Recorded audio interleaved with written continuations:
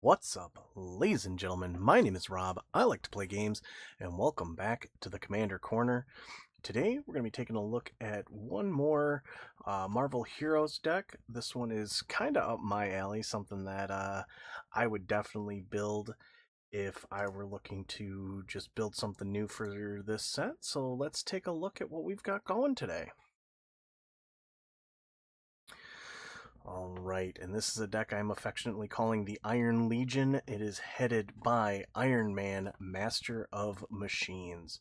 He's a 4-mana Izzet commander, 2 of anything blue-red, 1/4 Flying Vigilance, legendary artifact creature, human hero.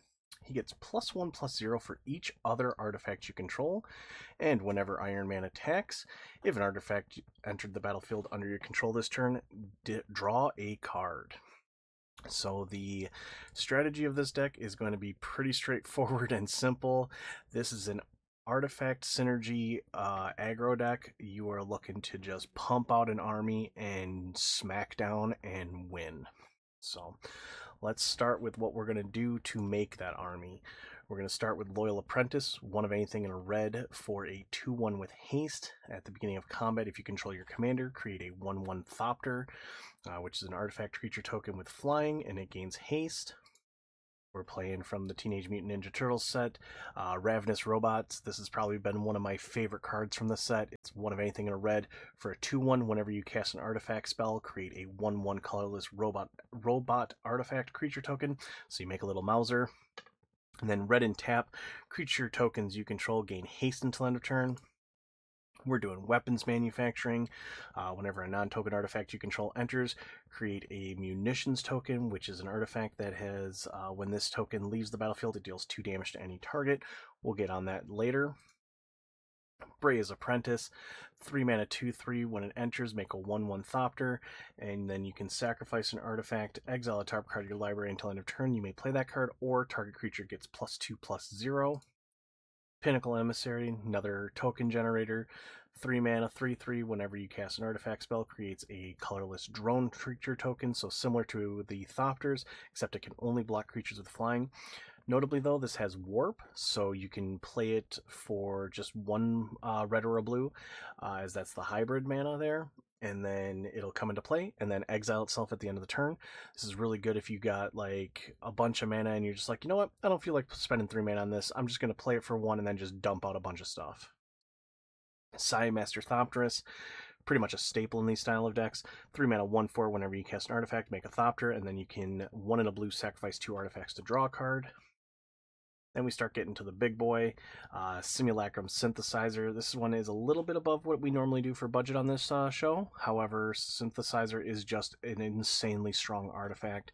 Whenever you cast a artifact with mana value 3 or greater, you create a Construct, which is a 0/0 construct creature token that gets +1/+1 for each artifact you control. Stridehanger Automaton, 3-mana 1/4, Thopters get +1/+1. If you've noticed, we are making a decent amount of Thopters here. And then if 1 or more artifact tokens would be created under your control, those tokens plus an additional Thopter are made. Thopter Engineer, 3-mana 1/3 makes a Thopter, and then artifact creatures you control have haste.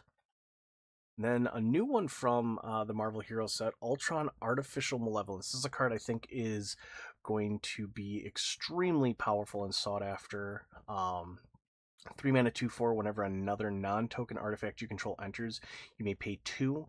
If you do, create a token that's a copy of it. If the token isn't a creature, it becomes a 2/2 robot villain creature in addition to its other types.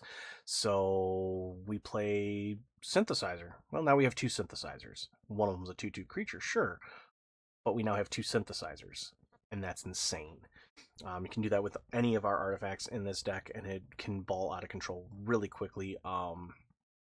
I played Mendicant Core for a while, still have the deck together, I love that deck, but it's a similar vein to that. Whenever you cast an artifact, once you hit max speed, pay additional mana, make copies, and you just keep doing it, and it's absolutely crazy. And then finally, for our token generators, we have Piankir Nalar. 4 mana 2/2 makes 2 Thopters when it enters, and then you can pay 3 2 and a red to sacrifice an artifact. It deals 2 damage to any target. And then how are we going to win with these tokens?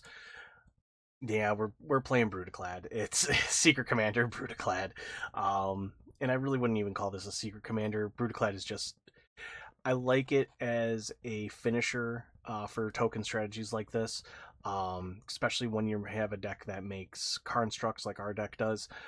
Token creatures have haste, cool. Beginning of combat, you make a 2/1 Phyrexian Mirror artifact token, and then you may choose a token you control. If you do, each other token you control becomes a copy of that token. So those munitions that we just make haphazardly, yeah, those now become a construct. All those Thopters, they're now constructs. Clues, treasures, all that, they all become constructs when you play Brutaclad. It is a must-answer threat. It will close out the game on turn 6 almost every time. So that is our token section that we're using with Iron Man. But okay, well, what if we don't draw Brutaclad? How do we win? Well, Iron Man does get pretty big by his own, and we are also going to be running Ketis, Emberclaw Familiar. One of anything in red for a 1/1.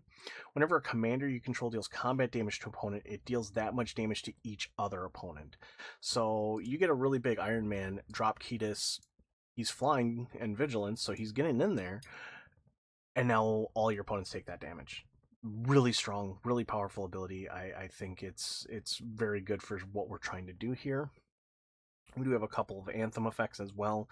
Master of Ethereum and Chrome Dome. Chrome Dome late game can create tokens that are a copy of another target artifact we control. We do, though, have a rather large finisher section that kind of follows in the same vein as what Iron Man's trying to do. We'll start it off with Adaptive Omni Tool. This was a card from the Aetherdrift Precons. 2 mana artifact equipment. Equipped creature gets +1/+1 for each artifact you control. Very powerful effect. And whenever equipped creature attacks, look at the top 6 cards of your library. You may reveal an artifact from among them and put it in your hand. Put the rest on the bottom of your library. So card draw with a really great pump effect. Honestly, the card draw is great, but we're not using it for that, really. I mean, we'll take it, but we're also going to just abuse the fact that this is +1/+1 for each artifact you control. We're also going to use Improvised Arsenal. It gives any creature that it's equipped to Tony's Iron Man's ability. +1 for each artifact you control. Great. It can also create token copies of itself. And remember what I said about Brutaclad. All tokens. Yeah, so we can turn all of our tokens into constructs, including improved arsenal tokens. Great effect. Rise and Shine, this is another way for us to utilize those munitions. For 2 mana, it turns target non-artifact creature or non-creature artifact you control into a 0/0 with 4 +1/+1 counters. So turn a munitions into a 4/4 for 2 mana. Seems pretty solid. But the real power here is Overload, where you turn all of your non-creature artifacts into 4/4s. So all of your munitions now that also have their death triggers. Really strong there. Another new card that we're going to be playing from the Marvel set is the Iron Man Armor. We're playing Iron Man. We might as well use his armor. This is a 3 mana equipment. When it enters, attach to target creature you control. Cool. I love auto-equip equipment. Equipped creature gets +2/+1 in flying. Not a bad stat line for a 3 mana equipment. But the real power here is for 2 colorless. If this equipment isn't a creature, it becomes a 0/0 construct hero artifact creature with flying and gets +1/+1 for each artifact you control until end of turn. Yep, that's right. We can turn the armor itself into that ability. Just another way to, just really pound home how we're going to win with this deck. Nettlesith, again, a living weapon, makes a 0/0 germ. If you've seen my dog meat deck, which I do very much recommend checking out, you know how much I love these living weapon style effects. Nettlesith is no exception to that. +1/+1 for each artifact or enchantment you control. Obviously, in this deck, we're just looking at the artifact side of it, but super powerful in that regard. And then lastly, Cyberdrive Awakener, another 6 mana 4/4 flying finisher. Other artifact creatures you control have flying. Cool, great. This turns all of our constructs into flyers. And then each non-creature artifact you control becomes a 4/4 until end of turn. That includes those munitions like I was talking about before. So just a great way to turn our incremental, just weak artifacts into a lethal threat. And then lastly, we are going to be running Kappa Cannoneer. This is an all-star of just finishing out games. Yes, it's a little slow in the fact that it deals with one opponent at a time. However, a 6-mana 4/4 that with Ward 4 is hard to get rid of, especially when it gets bigger. For each artifact that enters play, it gets a +1/+1 counter. And this includes itself, so when it enters play, it's a 6-mana 5/5. Improvise is very nice. You're typically dropping this way ahead of curve. And then yeah, it's going to get big and it's going to get in. And by the way, when it gets those counters, it can't be blocked. So suit this thing up with like Nettle Cyst or the Omni Tool and just win the game. A couple interesting ramp pieces I want to kind of point out here. We are running Dousing Device. When it or another artifact enters the battlefield under your control, up to one target creature gets +1/+0 and haste until end of turn. Then transform it if you have 4 or more other artifacts. When it transforms, it's a land that taps for red, but 2 of anything in a red tap until end of turn. Target creature gains haste and +X/+O, where X is the number of artifacts you control. So just another one of those, just out of nowhere, we're just going to pump up and we're just going to win.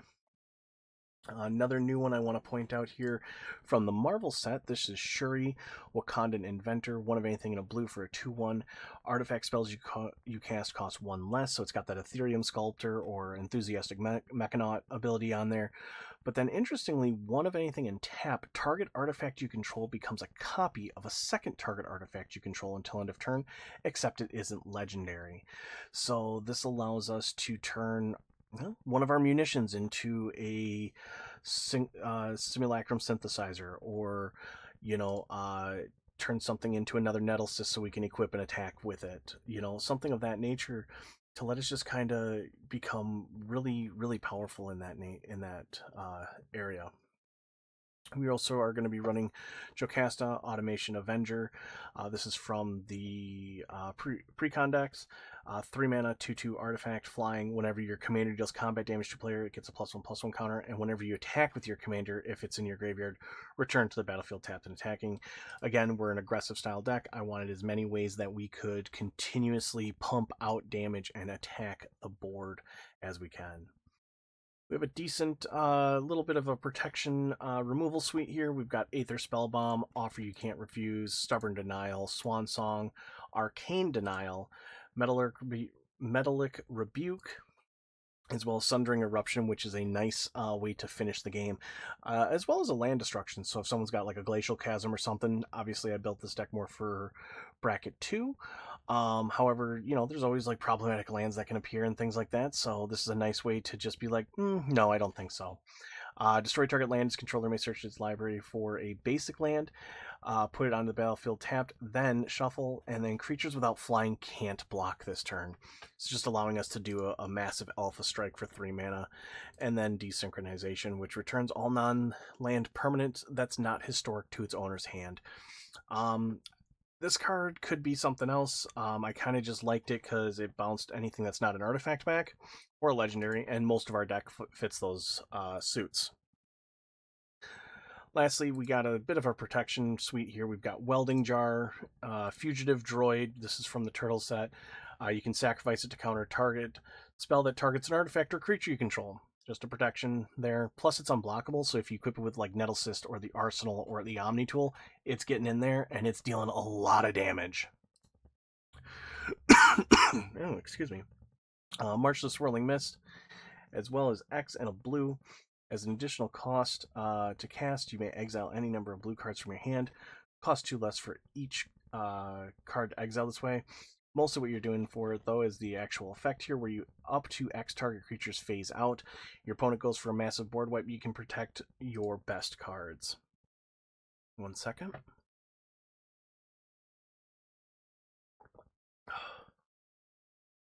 Slip Out the Back is kind of in the same vein. Put a +1/+1 counter on target creature. It phases out, allows us to protect our Iron Man. And then Lightning Greaves and Swiftfoot Boots are our standard protection package there. We are running a copy of Sculpting Steel as well, just as kind of a fun little copy effect. It can become a copy of any artifact on the battlefield. I've mentioned it a few times before, but Simulacrum Synthesizer. This card is great. I play a standard red-blue artifact deck right now on Arena with some of my friends and stuff like that, and this thing just takes over the game. Like, it's absolutely crazy. So with that, there's a couple other draw effects I kind of want to touch on. We're using Wheel of Misfortune. 2 of anything in a red. Each player secretly chooses a number 0 or greater. Then all players reveal those numbers simultaneously and determine the highest and lowest numbers revealed. This way, Wheel of Misfortune deals damage equal to the highest number to each player who chose that number. Each player who didn't choose the lowest number discards their hand, then draws 7. Why are we running this? Well, draw 7s are nice in a deck where you're looking to dump your hand really quick, as well as the fact that we're an aggro deck. Us taking damage isn't going to be the end of the world. Us getting 7 cards is a big deal. So that's something that we really want to be able to do. We're also running Armor Wars from the new Marvel set as well. This is a 4-mana saga. You may draw a card for each artifact you control. If you do, each opponent draws a card. Really strong. We're typically going to be drawing 4+ cards with this. Yeah, we're giving each of our opponents 1 card, but that's a +3 across the table compared to our plus, well, we at minimum are probably getting a +3 on this, but in most scenarios we're doing a 4 or a 5, maybe even a 6. So it's really strong for what we're trying to do. We're also going to be running Thoughtcast, Thought Monitor, as well as Krang. Krang has been another one of those cards from the turtle set that really impressed me. 6 of anything, 2 blue seems rather expensive, but affinity for artifacts, so he's always going to cost less. Typically, you're going to only cast him for 2 to 3 mana. When it enters, if you have fewer than 4 cards in your hand, draw cards equal to the difference, and then he gets +1/+0 for each other artifact you control.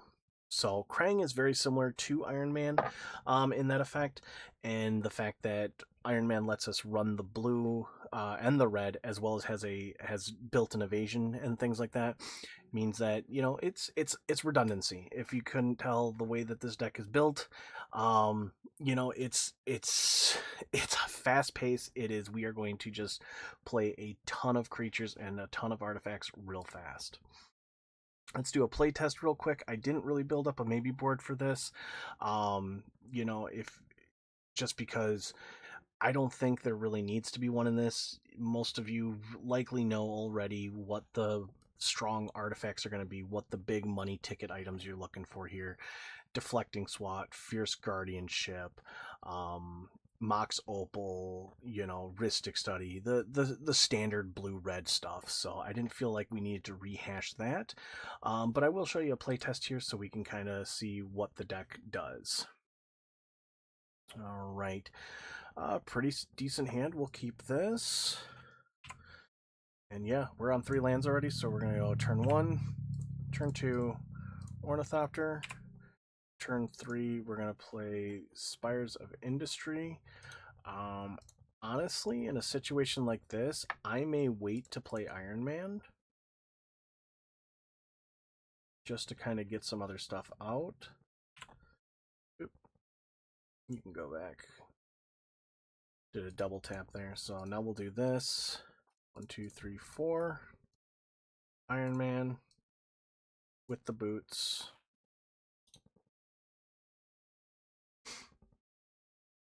So I'm just reading if his effect counts with himself, which it does. So since he has haste, so now it's 1, 2, 3, 4, 5, or 2, 3, 4. So deal 4, draw a card. Our next turn. Okay, well we didn't get anything good there. However, we can do something like weapons manufacturing. Then what if we did Nettle Cyst? Make a germ. Germs equipped. Manufacturing. Make a munitions. Okay, so now we've got 1, 2, 3, 4, 5. Iron Man's a 6/4. Attack with him. Draw a card because an artifact entered the battlefield this turn. Next turn, play a land. Let's do blue. Make that. Make another munitions. Iron Man's getting bigger. Everything's kind of getting bigger. you know, we can now do 1, 2, 3, 4, 5, 6. All right. Yeah. Top a cannoneer. Gets a +1/+1 counter. We get another munitions. Get another +1/+1 counter. Move the boots over so we can attack right away. Attack, attack, attack. So we've got 1, 2, 3, 4, 5, 6, 7, 8, 9, 10 artifacts. So this is a 10/10. This is a 10/10. This is a 6/6. Actually, 7/7, 11/11, 11/11. Draw a card because of Iron Man. Like, we're just kind of going crazy. You know, if we go another turn here, we could, you know, do something like, I don't know. We've got card draw all over. We could do Fugitive Droid. I don't know why I did that. Make another munitions. And let's do, sure, Armor Wars. 1, 2, 3, 4, 5, 6, 7, 8, 9, 10, 11, 12. By the way, you got another one there. Or another 2. And we'll draw 12 cards.